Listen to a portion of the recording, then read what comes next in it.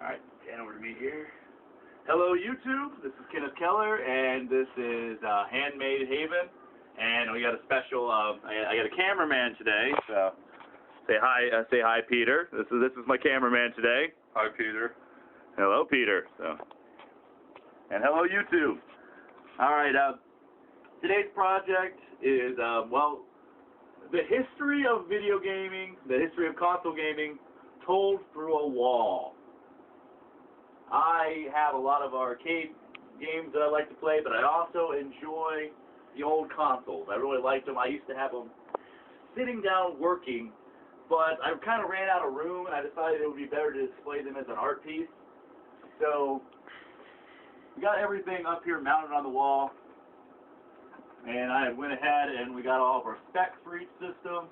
There's a little blurb about it, but for anyone who is freaking out that I might have drilled holes in these consoles, they all work, and the only thing I've done is I just went ahead and used the screw holes that were already there and just put a metal wire through it. So none of these have been altered in any way, and they still work just fine.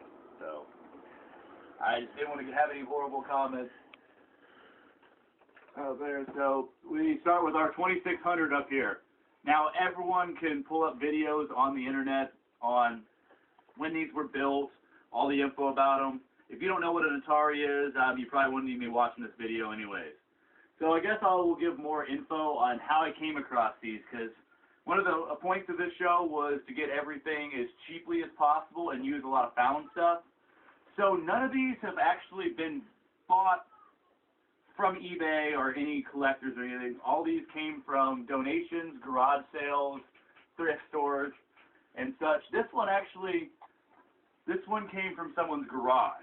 I was going through someone's garage one day, and this was sitting in a box, like a really weathered box sitting all the way in the back. And I offered him $5 for like everything that was in the box. And there was this and that, some controllers, a couple old Tiger Electronic games. Great deal. This right here is the Atari 7800. This one was actually a birthday present for me. The Atari 7800. This one, not a lot of people might have known of this one. Everyone knows about the 2600 up here, the big beautiful box. This actually was out the same time as the Nintendo. It was like Atari's big competitor for Nintendo, but it wasn't that good of a console at all. But this was a gift, and I enjoy it greatly. It does work. I played it a bit. It's kind of fun. The Nintendo right here was actually a thrift store find. One still works today. In fact, I think it's got a cartridge in it still right now. And there's Contra in it, which actually has been there. Yes, the cartridge is in there from the last time me and PJ played. We played through Contra until we win.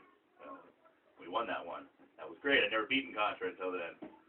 But yeah, that was a thrift store find, and it was a great console. This one actually is the Sega I grew up on. I had this from when I was a kid.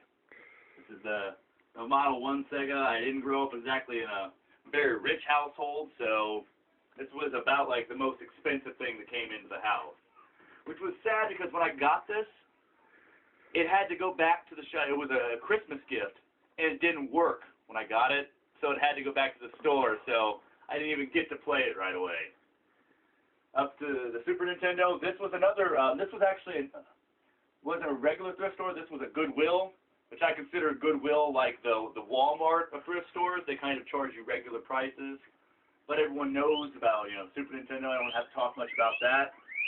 The Sega Genesis here, this is Model 2 Sega, and this is only here because at some point I want to get a Sega CD, an add-on. So if anyone's actually got one for sale for a decent price, post something in the comments, because I am looking for one, and that's going to attach to the side right there and go up on the wall.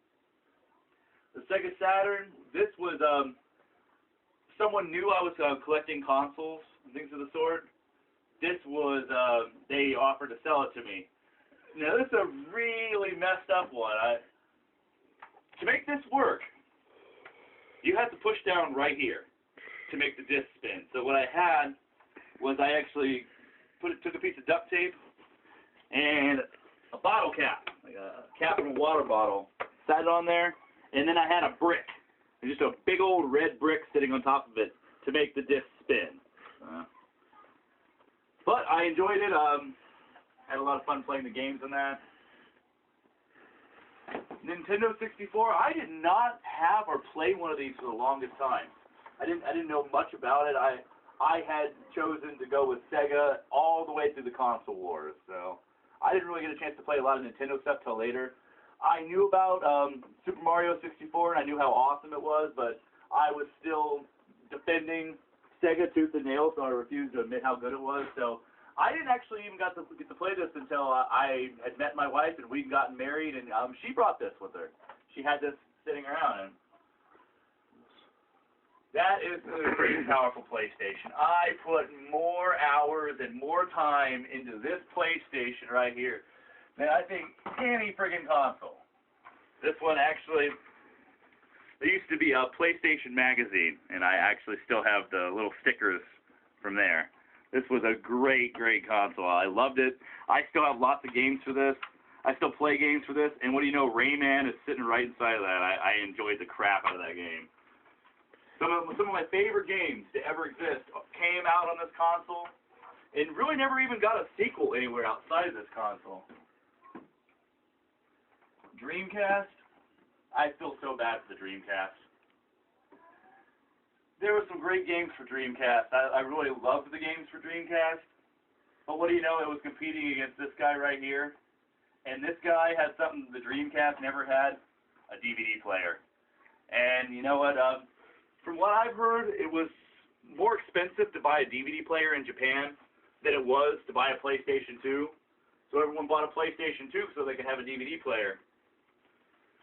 Right here is where the GameCube was supposed to go, but what do you know, my son actually still, the GameCube's so great. My little kids are still playing the GameCube. GameCube's up in my son's room, and he's playing that.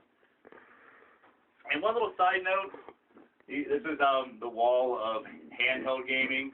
Yes, I'm missing a lot of stuff. Also missing a lot of stuff from that wall. I'm looking to get some more to fill it out more in the future.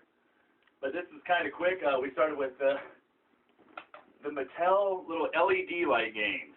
These were amazing because I don't even know if you could really consider them a game. All that's inside of here is a whole bunch of little LED bulbs.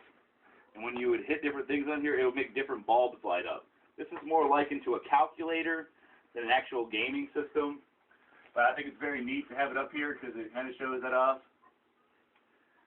The Tiger Electronics actually came out a little bit later than the Game Boy. But, well, if you've ever actually played a Tiger Electronic game, you kind of know where I put that a little bit higher up there. This is a great and powerful Game Boy. This guy still works. I still actually pull this out and play this. This was one of the most amazing things that ever came out for anyone who went to a playground. And I don't know if kids in school really still play in the playground that much, but if you had one of these on the playground, you were like a god.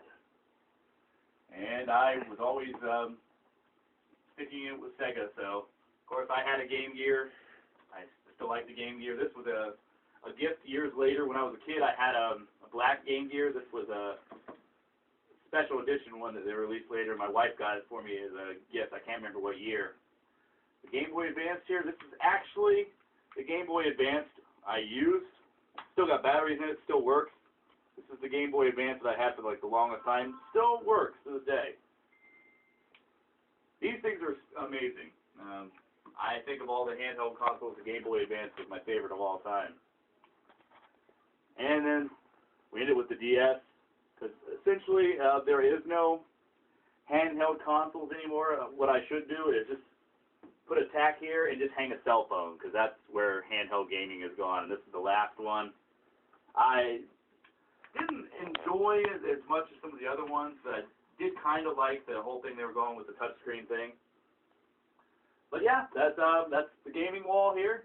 History of gaming told through a wall. And if you like the video, go ahead and leave a comment. And if you got any ideas for future projects for me, go ahead and leave that as well. As always, Kenneth Keller, and good night.